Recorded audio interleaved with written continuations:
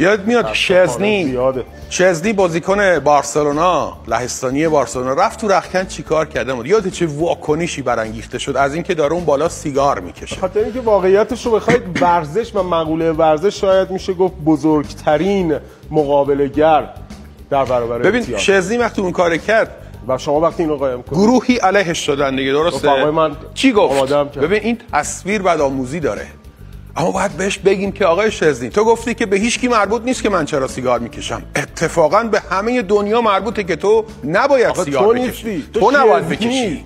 تو نماینده اتفاقا تو نباید بکشی. ورزشی هستی، یه قهرمان. من خیلی دوست دارم که بتونم ارتباطی برقرار کنم، بهش بگم که اتفاقا تو باید خجالت بکشی، نه تنها سیگار نکشی، تازه باید به خاطر سیگار کشیدن خجالت هم بکشی. فوتبالیست، والیبالیست، ورزشکار، چرا قلیون میکشی؟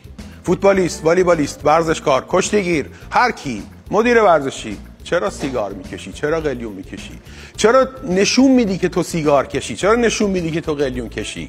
چرا باید خودت رو واقعا اینجوری خراب؟ اصلا من یه سوالی دارم، تو فرودگاه ها میشه سیگار کشید؟ نه. عکسای کسای دیگه هم هستن که مثلا شما آنجلوتی رو میبینید، کسایی که خب آنجلوتی خودش میگه من سیگار ببین توی استادیوم از جان اما توی استادیوم امکان نداره آنجلوتی سیگار بکشه.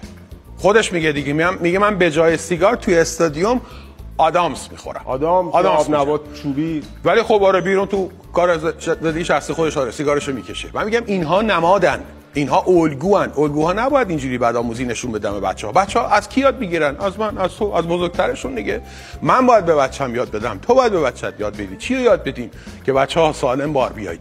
بچه‌ها با عشق بار بیایید، نه با نفرت. سیگار نفرته، سیگار بوی بد دهان داره، سیگار آفرین این تصویر قشنگه، این تصویر خوشگلیه. اینجوری به اعتیاد بگید نه.